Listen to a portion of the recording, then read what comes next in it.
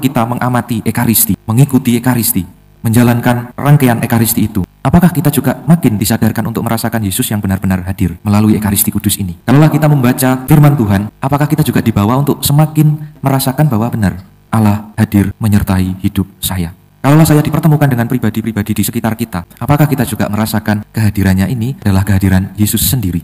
Maka yang dibutuhkan tidak lain adalah kepekaan hati untuk bisa merasakan kehadiran Yesus. Dan kepekaan ini tidak datang seketika, dilatih setiap saat, setiap hari, dimohon dalam doa kepada Allah. Sehingga akhirnya proses kita mengamat-amati ini semakin dimurnikan. Bukan hanya sekedar kepo ataupun rasa penasaran, tetapi rasa ingin dekat dengan Allah, rasa ingin memahami maksud dan kehendak Allah semakin bertumbuh dalam hidup kita. Semoga sabda Tuhan hari ini yang boleh kita dengarkan dan kita renungkan bersama menjadi bekal untuk perjalanan dan perjuangan hidup kita sepanjang hari ini.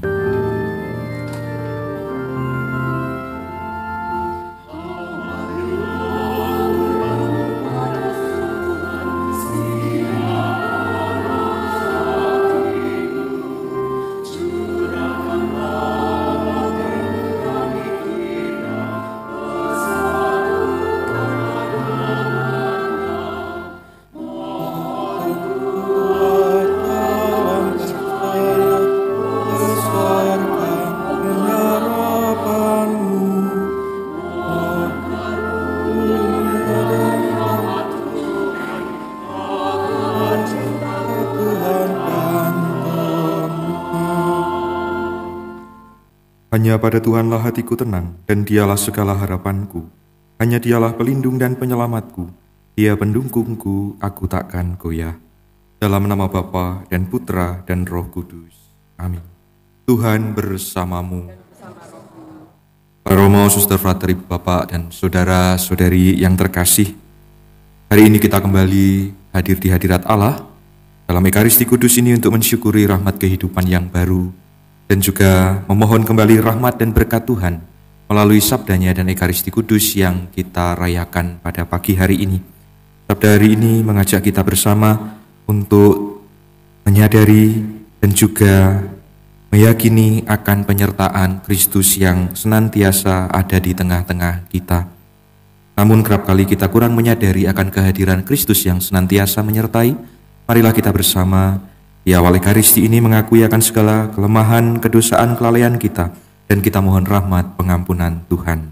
Marilah berdoa. Allah Bapa yang Maha Kuasa, kami bersyukur karena Engkau memperkenankan kami semakin menyelami kasih pengorbanan salib Putramu. Bantulah kami agar semakin menghayati kasih Putramu dalam kehidupan kami, sebab Dialah Tuhan pengantara kami yang bersama dengan Dikau dalam persatuan Roh Kudus, hidup dan berkuasa, Allah sepanjang segala masa. Mari kita mendengarkan pewartaan sabda Tuhan. Bacaan dari surat Rasul Paulus kepada jemaat di Kolose. Saudara-saudara, sekarang aku bersukacita bahwa aku boleh menderita demi kalian dan melengkapkan dalam dagingku apa yang kurang pada penderitaan Kristus untuk tubuhnya, yaitu jemaat. Aku telah menjadi pelayan jemaat itu sesuai dengan tugas yang dipercayakan Allah kepadaku untuk meneruskan kepenuhan sabda Allah kepada kalian, yaitu rahasia yang tersembunyi berabad-abad dan turun-temurun, kini dinyatakan kepada orang-orangnya yang kudus. Allah berkenan memberitahu mereka betapa kaya dan mulianya rahasia itu di antara bangsa-bangsa lain, yakni Kristus ada di antara kalian. Dialah harapan akan kemuliaan. Dialah yang kami beritakan dengan memperingatkan setiap orang dan mengajar mereka dengan segala hikmat untuk memimpin setiap orang kepada kesempurnaan dalam Kristus.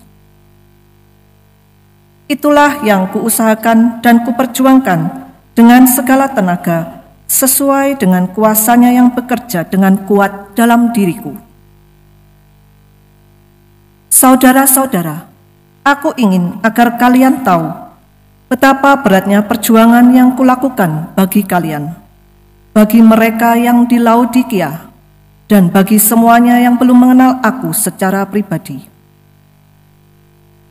Semoga hati mereka terhibur dan mereka bersatu dalam kasih, sehingga mereka memperoleh segala kekayaan dan pengertian yang meyakinkan dan mengenal rahasia Allah, yaitu Kristus. Dalam Dialah tersembunyi segala harta, hikmat, dan pengetahuan. Demikianlah sabda Tuhan. Syukur kepada Allah. Tuhanlah keselamatan dan kemuliaanku. Tuhanlah keselamatan dan kemuliaanku. Hanya pada Allah saja aku tenang, sebab daripadanyalah harapanku. Hanya Dialah gunung batu dan keselamatanku. Hanya Dialah kota bentengku. Aku tidak akan goyah. Tuhanlah keselamatan dan kemuliaanku. Percayalah padanya setiap waktu, hai umat. Curahkanlah isi hatimu di hadapannya. Allah ialah tempat perlindungan kita. Tuhanlah keselamatan dan kemuliaanku. Haleluya, haleluya, haleluya.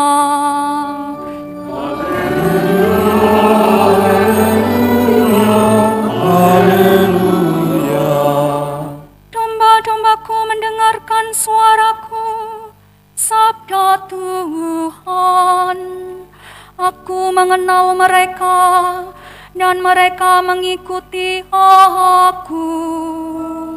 Haleluya, haleluya, haleluya.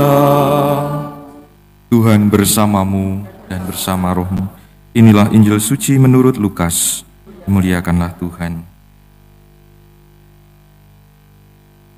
Pada suatu hari Sabat, Yesus masuk ke rumah ibadat lalu mengajar.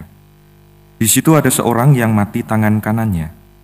Ahli-ahli Taurat dan orang-orang Farisi mengamat-amati Yesus, kalau-kalau ia menyembuhkan orang pada hari Sabat, agar mereka mendapat alasan untuk menyalahkan dia. Tetapi Yesus mengetahui pikiran mereka. Ia berkata kepada orang yang mati tangan kanannya, "Bangunlah dan berdirilah di tengah." Maka bangunlah orang itu dan berdiri di tengah. Lalu Yesus berkata kepada mereka, "Aku bertanya kepada kalian, manakah yang diperbolehkan pada hari Sabat, berbuat baik atau berbuat jahat, menyelamatkan orang atau membinasakannya?" Sesudah itu ia memandang keliling kepada mereka semua, lalu berkata kepada orang yang sakit itu, "Ulurkanlah tanganmu." Orang itu mengulurkan tangannya dan sembuhlah ia. Maka meluaplah amarah ahli-ahli Taurat dan orang Farisi. Lalu mereka berunding apakah yang akan mereka lakukan terhadap Yesus. Demikianlah sabda Tuhan. Terpujilah Kristus.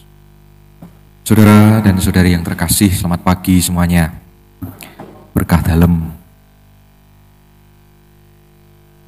Hari ini dalam Injilnya Yesus diamat-amati oleh orang-orang Farisi dan ahli Taurat.